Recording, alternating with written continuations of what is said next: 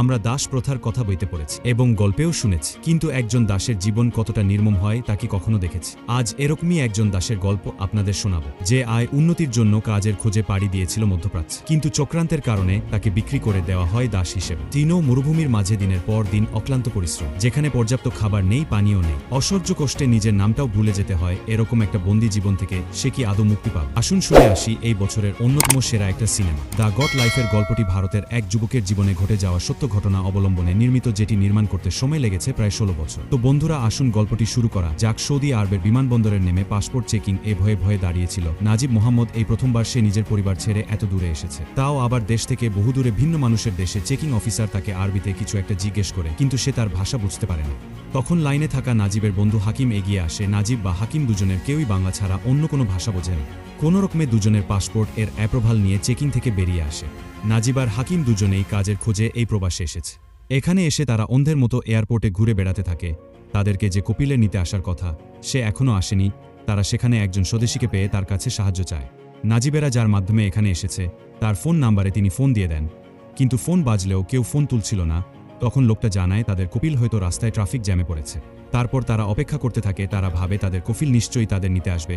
দুজনেই এয়ারপোর্টের ভেতরে অপেক্ষা করতে থাকে। তাদের সঙ্গে একই ফ্লাইটে আসা সকলেই দামি এসি বাসে চড়ে তাদের কফিলের সাথে চলে যেতে থাকে। শুধু তারাই বাকি পড়ে থাকে। একসময় তারা ধরেই নেয় তাদের নিতে হয়তো কেউ আর আসবে না। তখনই একজন শেখ তাদের কাছে আসে, আরবিতে অনেক কিছু জিজ্ঞেস করে, কিন্তু তারা উনার কথা কিছুই বুঝতে পারছিল না। বিরক্ত হয়ে লোকটা চলে যায়। কিছুক্ষণ পর এই লোকটা আবারও ফিরে আসে এবং তাদের পাসপোর্ট চেক করে তাদেরকে ওনার ট্রাকে উঠে বসতে বলে, যদিও না, যে এবার হাকিম কিছুই বুঝতে পারে না। যেহেতু উভয়ই স্থানীয় ভাষা জানত না, তাই তারা বৃদ্ধ আরবকে বিশ্বাস করে এবং কোনো প্রশ্ন না করেই তার গাড়িতে ঝাঁপ দেয়। তাদের একমাত্র অনুরোধ ছিল তাদের পরিবারের সাথে তাদের আগমনের কথা জানিয়ে দেওয়া, তাদের পরিবারের সাথে যোগাযোগ করিয়ে দেওয়া। কিন্তু আরবিও তাদের পরিবারের সাথে যোগাযোগ করতে দেয়নি। তারপর আরবিও গাড়ি চালাতে চালাতে তাদের মরুভূমিতে নিয়ে যায়। মরুভূমিতে পৌঁছানোর পর হাকিমকে জোরপূর্বক নাজিবের থেকে আলাদা করা হয়েছিল। তারপর এক সময় নাজিম এবং হাকিম ভাবতে থাকে তাদের দালালের কথা, যিনি তাদের চাকরি এবং বাসস্থানের প্রতিশ্রুতি দিয়ে তাদের শহরে নিয়ে যাওয়ার ওয়াদা দেয়। কিছুক্ষণ পর নাজিম তাদের শহরে নিয়ে যাওয়ার জন্য অনুরোধ করেছিল। পরিস্থিতির পরিবর্তনে দুজনেই হতবাক। ভাষার বাধার কারণে তারা পরিস্থিতি থেকে বেরিয়ে আসতে পারেন। তারা দুজনেই মনে করে যে তারা সেই লোকদের দ্বারা প্রতারিত হয়েছে যারা ভিসার জন্য তাদের অর্থ সংগ্রহ করেছিল, যা তাদের একটি ভালো চাকরির নিশ্চয়তা দেবে, অর্থাৎ দালালদের চক্করে পড়ে। যেহেতু নজিব এবং হাকিম এখন দুটি আলাদা জায়গায় ছিলেন, তাই তাকে যে খামারে আনা হয়েছিল সেখানে যে কাজটি করা দরকার ছিল সে সম্পর্কে নাজিম কিছুই জানতেন না। খামারটিতে উট এবং ছাগল ছিল, যেগুলিকে অন্য একজন লোক পালন করত, যে মনে হয় বহু বছর ধরে এই কাজে নিজেকে অভ্যস্ত করেছে। বর্তমান হিন্দি ভাষার লোকটির অবস্থা দেখে নজিব কিছুটা ভয় পায়। এটি তাকে তার জীবন নিয়ে চিন্তা করতে বাধ্য করেছিল। নজিবকে স্থানীয়রা সাহায্য করেনি, যারা তার সাথে একজন কৃতদাসের মতো আচরণ করতে শুরু করেছিল এবং আশা করেছিল যে সে চাকরির ব্যাখ্যা না দিয়ে খামারে কাজ করার সাথে খাপ খাইয়ে নেবে। যেহেতু ভাষা এখনও একটি বাধা ছিল, নজিব সংগ্রাম করছিল এবং সে আশা করেছিল যে তাকে এবং হাকিমকে খুঁজতে কিছু সাহায্য আসবে, কিন্তু ভাগ্য তার পক্ষে ছিল না। নজিবকে সঠিক খাবার এবং পোশাক থেকে বঞ্চিত করা হয়েছিল, কিন্তু ধীরে ধীরে খামারে তার জীবন চলে যায়। নজিব পরিস্থিতি থেকে বেরিয়ে আসার চেষ্টা করেছিলেন এবং হিন্দি ভাষা চালকের কাছে তার সমস্যাগুলি জানাতে চেয়েছিলেন, যিনি খামারের জল পেয়েছিলেন। দুঃখের বিষয়ে খামারের মালিক এবং অন্যান্য স্থানীয় আরবেরা রাইফেলধারী একজন গার্ডের দ্বারা নজিব সর্বদা আতঙ্কিত ছিল। কয়েক মাসের মধ্যে নজিব অচেনা হয়ে পড়েছিল, কিন্তু এটি তাকে এই খামার থেকে পালানোর চেষ্টা থেকে বিরত করেনি। তবে তাকে ক্রমাগত অকথ্য আরবের দ্বারা অনুসরণ করা হয়েছিল, যারা তাকে বেশ কয়েকবার হত্যা করার চেষ্টা করেছিল। তিনি একজন হিন্দিভাষী লোকের সাক্ষী ছিলেন, যিনি পশুপালন করতেন, খামারে মারা গিয়েছিলেন। তার দেহ শুকুন খেয়ে ফেলার দৃশ্য নজিবকে আশ্বস্ত করেছিল যে সে এই জায়গায় মারা যাবে না। নজিব এখন কয়েক বছর ধরে খামারে ছিল এবং ছাগল ও উটের যত্ন নিতে গিয়ে দিনের, মাসের বা বছরের বোধ হারিয়ে ফেলেছিল। তিনি এখন অচেনা এবং দুর্বল জীবনযাপনের কারণে নম্র হয়েছিলেন। মাঝে মাঝে তিনি যে প্রাণীদের যত্ন নিচ্ছিলেন সেগুলি তার ব্যথা অনুভব করতে পারে এবং তার নির্দেশাবলী শুনতে বেছে নিতে পারে। পশুপালের সাথে তার এক ভ্রমণের সময় নজিব কাউকে গান গাইতে শুনেছিল এবং তার কণ্ঠে অনেক ব্যথা ছিল। নজিব হতবাক হয়ে দেখল যে হাকিমি কাজের সময় গান গাইছিল। নজিব হাকিমের সাথে দেখা করার আশা হারিয়ে ফেলেছিল, কিন্তু নিয়তি ভয়ঙ্কর পরিস্থিতিতে তাদের পুনরায় মিলিত করেছিল। নাজিব কথা বলতে পারতেন না, কারণ তিনি যে কঠোর পরিবেশে বসবাস করছিলেন তার কারণে তিনি প্রায় তার কণ্ঠস্বর হারিয়ে ফেলেছিলেন। ইব্রাহিম কাদরি নামে একজন আফ্রিকান তাদের সাহায্য করার প্রস্তাব দিলেন। হাকিম খামার ছেড়ে যাওয়ার পরিকল্পনা নিয়ে আলোচনা করেছিলেন। ইব্রাহিম জানতেন যে প্রধান সড়কে পৌঁছানোর জন্য তাদের কোন দিকে যেতে হবে। এটি তাদের পালিয়ে যাওয়ার একমাত্র সুযোগ ছিল। নজিব ও হাকিম সুযোগ ছাড়তে রাজি ছিলেন না। নাজিবকে খামার ছেড়ে পালানোর কথা বলা হয়েছিল কারণ তার কফিলের একটি বিয়ের জন্য চলে যাবে এবং পরের দিন পর্যন্ত ফিরে আসবে না। নজিবকে খামার ছেড়ে যাওয়ার জন্য এই সুযোগ ব্যবহার করতে বলা হয়েছিল। আরবীয় চলে গেলে নজিব তারপর খুশি হয়ে শেষবারের মতো পশুদের খাবার দেয়, যারা তার কাছে একমাত্র জীবন্ত প্রাণী ছিল। হাকিম এবং ইব্রাহিম কাদরি সময়মতো পৌঁছে যান এবং তিনজন রাস্তার দিকে তাদের দীর্ঘ, কঠোর যাত্রা শুরু করেন। নজিব, হাকিম এবং ইব্রাহিম কাদরির মরুভূমির মধ্যে দিয়ে মূল রাস্তা খোঁজার পথ সহজ ছিল না। তারা বেশ কিছু কষ্টের মুখোমুখি হয়েছিল এবং জলের অভাব এবং নজিব তার জুতা হারানো অনেকগুলি কষ্টের মধ্যে একটি ছিল। প্রখর সূর্যের নিচে অবিরাম মরুভূমির মধ্য দিয়ে হাঁটা তাদের একটি মরুদ্যানের মরীচিকা প্রত্যক্ষ করেছিল। মরুভূমির বালি নাজিবের পায়ে ফোসকা তৈরি করে। ইব্রাহিম কাদরি তার যাত্রা সহজ করতে এই ছোলা জ্যাকেট দিয়ে তার পা ঢেকে দেন। তিনজনই পানির জন্য ঝাঁকফুঁক করেও কোনো সন্ধান পাননি। তারা বেশ কয়েকটি মরুভূমির সাপ প্রত্যক্ষ করেছিল এবং তারা বেঁচে গিয়েছিল। খাবার ও পানির অভাবে শক্তি হারাচ্ছিল বলে হেকিম দোয়া করতে লাগলেন। ইব্রাহিম কাদরি এবং নজিব নিশ্চিত করছিলেন যে হেকিম বেঁচে থাকবেন যতক্ষণ না তারা একটি রাস্তা খুঁজে পান যা তাদের শহরে নিয়ে যাবে। নজিব এবং ইব্রাহিম কাদরি হাকিমকে বাঁচানোর চেষ্টা করেছিলেন, কিন্তু সম্ভবত তার শরীরে রক্তক্ষরণ শুরু হয়েছিল কারণ তার মুখ থেকে রক্ত পড়তে শুরু করেছিল, যার পরে হাকিমের মৃত্যু হয়েছিল।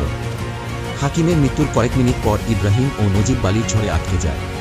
প্রবল বালির ঝড় হাকিমের শরীরকে ডুবিয়ে দেয় এবং নজিব তাকে পিছনে ফেলে যাওয়ার জন্য দোষী বোধ করে।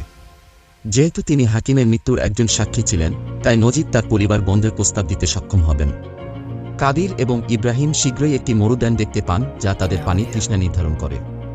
জল তাদের গন্তব্যের দিকে এগিয়ে যাওয়ার কিছুটা শক্তি দিয়েছে। ইব্রাহিম যখন কোকের বোতল, জল এবং একটি খেজুর দিয়ে ভরেছিল, তাদের সামনে যাত্রা শুরু হয়েছিল। ইব্রাহিম কেবল তার পরের দিন অদৃশ্য হয়ে যাওয়ার জন্য। লোকটি নজিবের কাছে বোতল রেখে অদৃশ্য হয়ে গেল। ইব্রাহিম কাদরির ক্ষেত্রে হঠাৎ করেই তার নিখোঁজ হওয়ার ঘটনা ঘটেছিল এবং নজিব তখন ইব্রাহিমকে কোথাও খুঁজে পায়নি।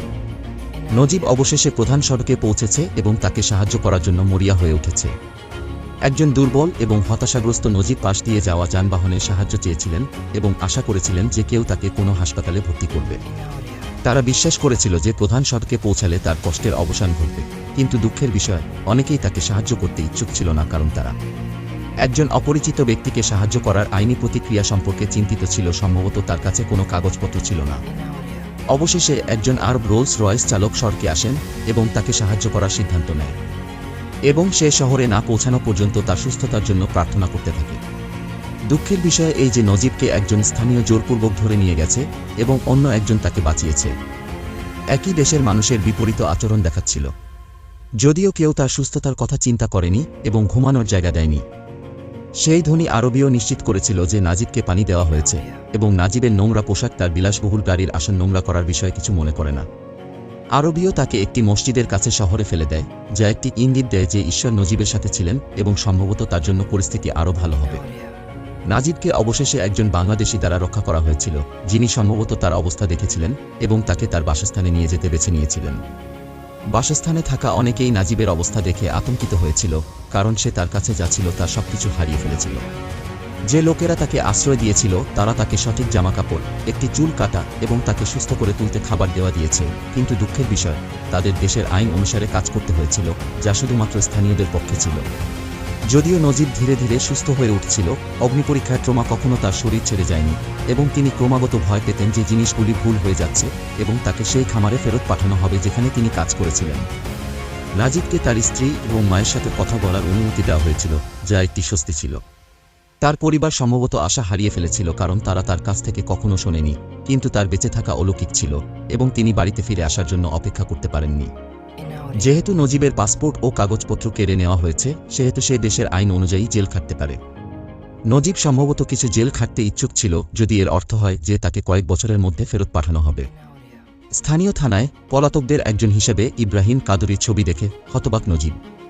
ইব্রাহিম কাদরি সম্ভবত সচেতন ছিলেন যে রাস্তাটি এত দূরে নয় এবং তার একমাত্র দায়িত্ব ছিল নাজিবকে এটি শনাক্ত করতে সহায়তা করা। স্থানীয় কর্তৃপক্ষ তাকে ইব্রাহিমের সাথে দেখলে নাজিবকে অপরাধী বলে মনে করলে তিনি সম্ভবত কখনোই চাননি। ছাগলের জীবন শেষ হয়েছিল, অনেক স্পন্সর কারাগারে পরিদর্শন করে এবং তাদের লোকদের ফিরিয়ে নিয়েছিল।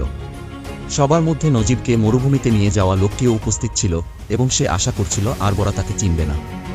কিছু ঐশ্বরিক ভাগ্য দ্বারা যে আরব নাজিবকে ফিরিয়ে নিতে পারেনি, কারণ সে পৃষ্ঠপোষক ছিল না। এই বিষয়টি নজিবকে চূর্ণ করেছিল, কারণ সে তার জীবনের প্রধান বছরগুলি ভুল ব্যক্তির জন্য কাজ করে নষ্ট করেছিল, যে তাকে প্রায় হত্যা করেছিল। মুহূর্তটি দ্রুত চলে গেল, কারণ নজিব এখন বছরের পর বছর বর্বরতা থেকে রক্ষা পেয়েছে।